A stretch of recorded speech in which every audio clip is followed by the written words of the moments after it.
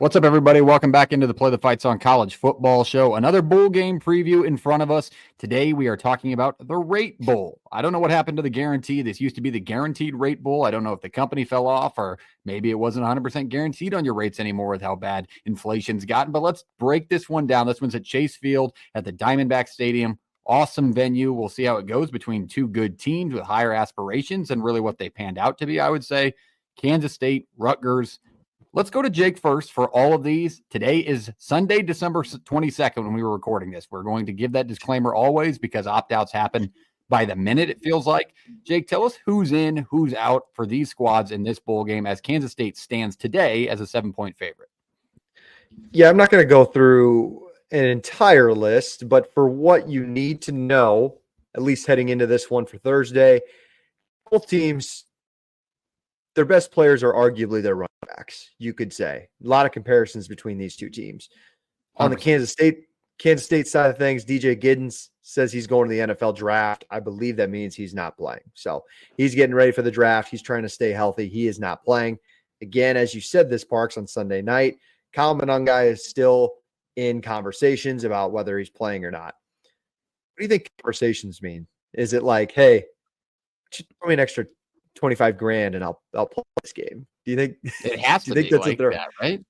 I mean, he's got some money in front of him. I don't know what round, but he's got to have. And unless he's just weighing out all of his options with his agent, and his agent thinks, hey, maybe you should we need one more game for film. This is what people want to see. Go try and show it on the last one. That's kind of where I think this is heading. But as far as those two are concerned, yeah, you're not going to see the K-State running back, but maybe we'll see I hope we see Kyle Monangai on Thursday. I think that would make this a better game. Yeah, I think that's a good place to put it. When I look at this, when I take a look at Rutgers' season, I mean, JP, you had them early in the season as one of your sleeper teams to compete for a Big Ten title. They started off red hot, had a couple of big wins, went on the road and beat Virginia Tech, who was supposed to be a better team this year and was. And Rutgers really started off hot with Monangai taking the majority of those carries. They're a run-first team. You get the transfer quarterback in Ethan Kaliak-Manis. Was he at his best? Yeah, he was an upgrade for this team, I would say. Maybe not through the ground, but he was a more consistent thrower for the squad, definitely. Gave him another look. And then they take care of business on their Minnesota revenge game for him at the end of the year to get bowl eligible. It's the first time Rutgers has hit 7 wins in a decade, which is shocking now that Shiano's been there as long as he has again in this stint. But that's the same thing on Kansas State's side. This is a team with much higher aspirations in the way they finished the season. I mean, they dropped 3 of their last 4, including one to Iowa State, one to Arizona State. So what Kansas State team are we going to get? We've seen the inconsistency from Avery Johnson's arm throughout the season, but he's so good with his legs, even Giddens being out. He's still going to have to defend the run because Avery Johnson likes to do it when he gets outside of the pocket. So I expect a lower scoring game without those 2 major weapons if Monangai doesn't play. But Rutgers also has a viable option at backup in Antoine Raymond, who was pretty good this year, 433 yards and 5 scores. He's a viable option. So if we don't get the Monangai one, I still think they'll run the ball. Kaliak-Manis opens up the throwing game a little bit more, but I think it will be lower scoring from what I've seen. But 2 very similar teams when it comes to rankings throughout each statistical category throughout the country. What do you think on this matchup, JP? Yeah, I think when you look at kind of what Rutgers has been and what they like to do, without Monangai, I think they're still going to have a very clean identity in how they play. The difference there is with or without Giddens, that Kansas State team still runs the ball very well, and Rutgers hasn't been great against the run this year. They've played teams that run the ball well, and it hasn't gone well. And so that's what I'm worried about in this one, is whether or not these are opt-outs or not. Adding in that their defensive coordinator's not around, and they have some defensive pieces that may or may not play. They didn't play in the season finale. It's kind of injury based, or are they in the portal, things like that. So they just kind of, if something gets worse with time here for Rutgers, I think for Kansas State, this is just going to be an opportunity last year where Avery Johnson got the start within this bowl game. He kind of had a good day, raised the hype. I feel like it's an opportunity for him to just kind of get more comfortable in this offense, getting more snaps. And, he played an entire season, but that's fine. But I think there's just a real opportunity for him to get even more comfortable in this system and climbing to get him in a good spot. So it's tough for me to say Kaliak-Manis and this team's going to run the ball super well on a good defensive front for Kansas State. But you're right in the aspect that this is not where Kansas State wanted to be. I think Rutgers is happy to be here. Kansas State may not be happy to be here, but I think it's tough for the ones that show up to this one not to play hard for Kleiman. That's just kind of the culture it feels like in Manhattan. Yeah, it's very similar to kind of like the culture Utah has, where it's just they're so well coached, and it's a very similar coaching style, in my opinion, with Whittingham. So I like Kansas State because I think even with some of the major opt-outs they have, because you mentioned Brown in the portal, he was a lot of their downfield threats throughout the season. A big play against Colorado that basically won them that game towards the end. So I don't know downfield, Johnson, whether or not he can make those throws if he has the weapon that he wants to out there. That's why I see it as a slower pace game. Jake, what do you think on your game breakdown between these two teams?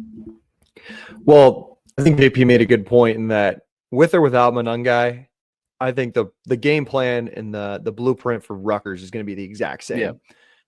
Now with Giddens out, the carries rely on Dylan Edwards, the former 4-star transfer from Colorado, and he hasn't really been a guy who you can give as a reliable back down in and down out. Like he's going to be more of a receiving type of running back. He's more of an explosive play. Yeah. Like an option kind, returner, that kind of stuff. So is there a third option they can go to? I'm sure they have a young guy they want to give some run with. But if I'm Kansas State in this one, and we always mention the motivational factor. I think Kansas State is trying to prepare for Ireland against Iowa State week 0, 2025. And it starts with Avery Johnson being able to throw the football. I think you got to try some different things in this game. It's kind of like a trial run. I think Avery Johnson's arm let this team down this year, and his consistency throwing the football let him down in what their goal was with winning a Big 12 title. I think that's something you got to work on. K-State does rank 28th, and they give up 3.5 yards per carry. So defensively, I think you can rely on them slowing down one of these Rutgers running backs. It's been turnovers with K-State, man. And all 4 losses, they've turned it over 3 times. The Iowa State game, I don't think they turned it over 3 times, but you had a safety, you had a block kick. I mean, those are plays that you basically chalk up as a turnover, right? So it's been inconsistency. And I think Rutgers is going to play with a lot of motivation in this one.